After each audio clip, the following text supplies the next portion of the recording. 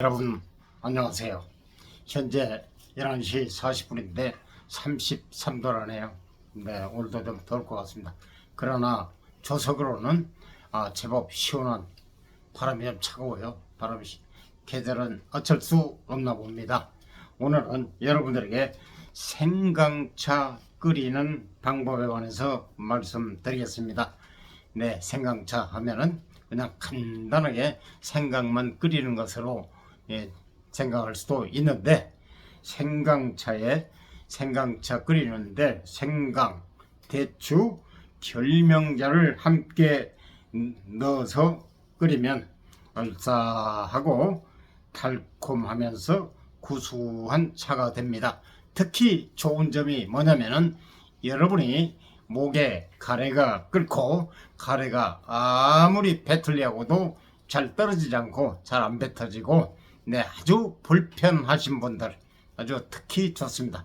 그리고 역류성 이염이 있으신 분들, 소화가 좀 잘 안 되시는 분은 지금 이 방법을 한번 해 보시기 바랍니다. 정말 목에 가래가 붙어서 떨어지지 않으면 정말 불편하고 답답하고, 그리고 말하기도 좀 불편하죠. 그래서 이러한 분들에게는 정말 효과가 있으니까 한번 간단합니다. 해 보시기 바랍니다. 지금부터 자세하게 안내 드리겠습니다. 재료 및 준비, 그러니까 물 1.5 내지 2리터 기준입니다. 기준은 물 1.5에서 2리터 기준.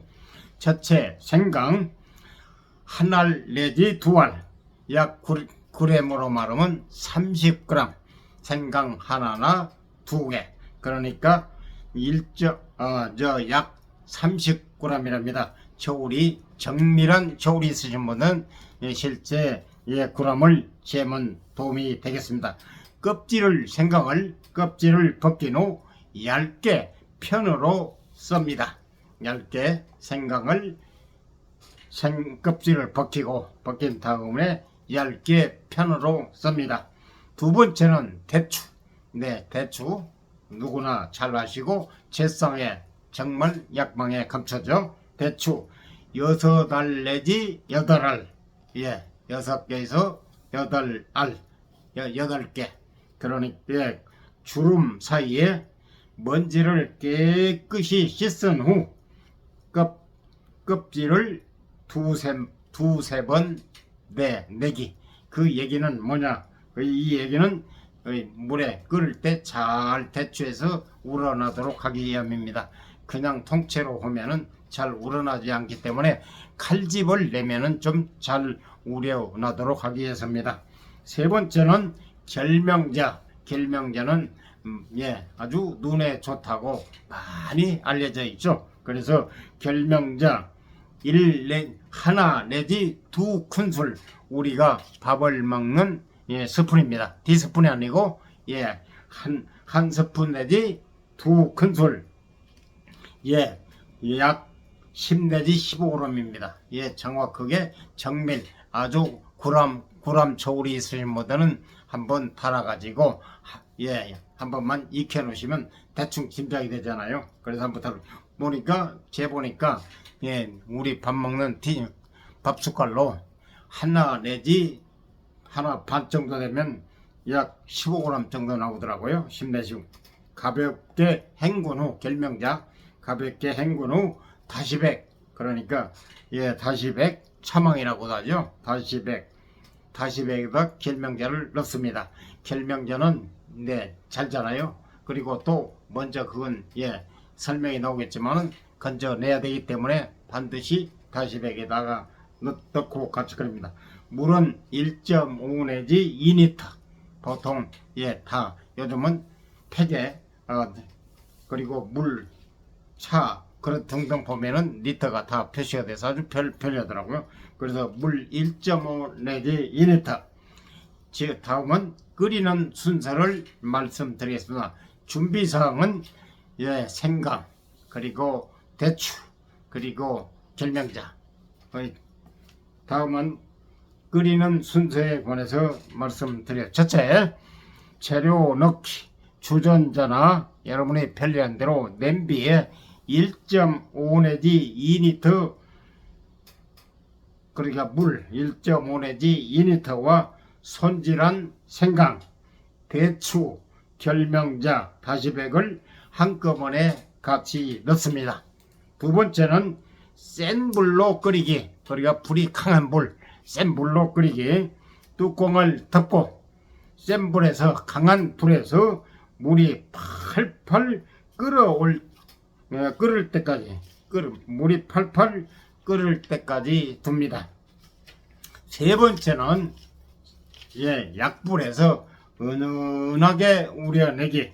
물이 끓기 시작하면 가장 약한 불로 줄인 뒤, 그리고 30 내지 40분, 반 시간 내지 40분 동안 은은하게 우려냅니다. 약한 불로. 처음에는 팔팔 끓여가지고 물이 끓으면 불을 약한 불로 줄여가지고 3, 40분 동안 은은하게 우려냅니다.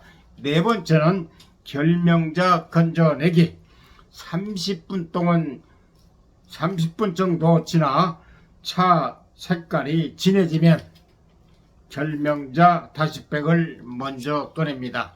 왜 결명자를 먼저 꺼내냐면은 오래 끓이게 되면 텁텁하고 쓴맛이 강해지기 때문입니다. 그래서 반드시 결명자는 생강이나 대추보다 먼저 꺼내야 된다는 거, 이 점 유의하시면 되겠습니다. 다섯 번째는 완성 및 마시기.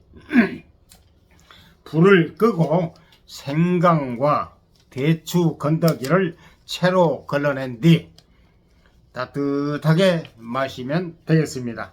생강의 알싸한 맛이 강하게 느껴지면 드실 때 꿀을 한 스푼, 한 티스푼입니다. 이게 밥숟갈이 아니라 티스푼. 차 티스푼 곁들이면 좋습니다.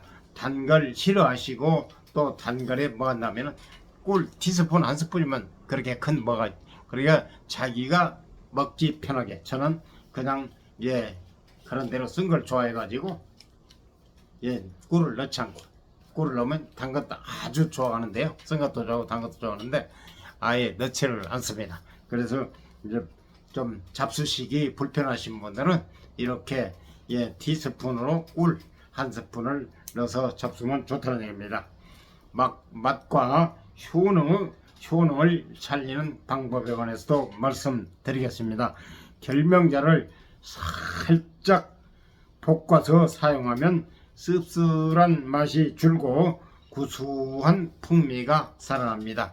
그러니까 좀 볶기가 귀찮고 뭐 하시는 분은 그냥 생으로도 하셔도 되고, 좀 구수하고 좀 씁쓸한 맛이 싫으신 분들은 살짝 너무 세게 타게 볶으면 안 됩니다. 살짝 그냥 안 볶아도 되는데, 저는 생으로도 막 하고 오는데 살짝 볶아 가지고 하면 좀 고소한 맛이 난다는 얘기입니다.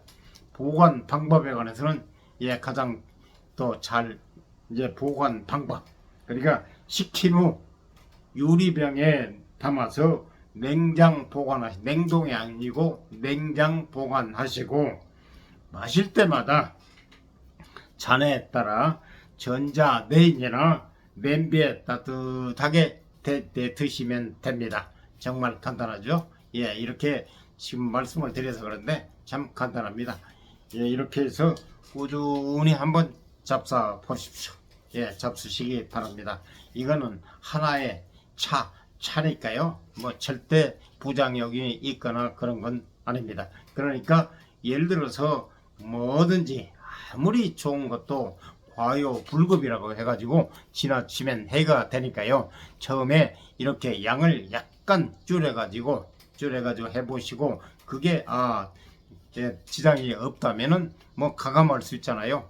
이건 좀 약하네, 그러면 좀 생강, 대추, 결명자를 좀 더 넣는다든지, 아니면 이건 강하네, 그러면 좀 줄이면 되는 거고, 사람이 하는 일 아닙니까? 그러니까 처음부터 무리하게 너무 강하게 진하게 잡수지 말고 한번 해보시고, 자기 또 체질이란 게 있잖아요. 체질이 잘 맞는 사람이 있고 안 맞는 사람이 있고, 그러니까 한번 약하게 해 보시고, 그 다음 괜찮네요 또 좀 조금 추가해보고, 그래도 괜찮으면 좀 약하다 그럼 좀 더 추가하면 되잖아요.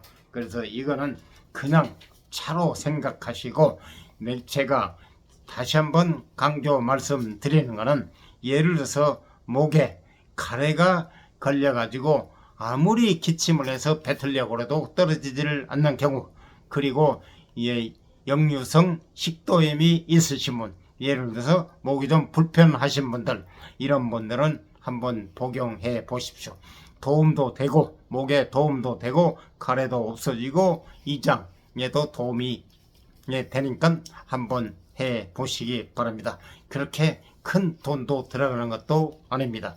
여러분들이 경동시장, 대한민국 1번지 경동시장에 가시면 좀 양을 적당량 사셔도 되고, 도매값으로 구하시려면 약초 경동시장에 가서 구매하셔도 되고, 그게 번거롭다 하시는 분은, 지방에 계시는 분들은 뭐 동네 웬만한 또 약초 취급하는 재래시장에 가시면 구매하실 수도 있고, 여러분들이 뭐하면 요즘 쇼핑몰로 또 구매하셔도 되고, 내 몸을 이해한 거니까 가족 전체가 잡수시면 이렇게 다른 뭐 목에 지장이 없다든지 식도염이 없더라도, 역류성 식도염이 없더라도 잡수시면 그렇게 해가 되지 않으니까 가족 전체가 잡수셔도 도움이 될 것 같습니다. 여러분, 계절은 어쩔 수 없는가 봅니다. 8월 7일이 입추, 그러니까 가을의 문턱에 들어선다. 입추 지난 지가 한 8월 8일, 8월 8일 입추, 그러니까 한 3, 4일 됐죠. 그런데 몰라보게 피부로 느낄 수가 있어요. 여러분은 못 느끼십니까? 아침 저녁으로 좀 시원한 감이 듭니다. 덥더라도 그렇게 아주 한여름처럼 그렇게 후답지근하게 불쾌지수가 높은 게 아니고, 더우면서도 기온도 많이 떨어졌죠. 그래서 아주 정말 그렇게 좋을 수가 없습니다. 환절기 여러분 각별히 건강에 유의하시기 바랍니다. 이상 도움이 되셨으면 구독, 좋아요, 알람 꾹 눌러 주세요. 여러분의 보다 유익한 방송을 위해서 최선의 노력을 하겠습니다. 좋은 하루 되시기 바랍니다. 감사합니다.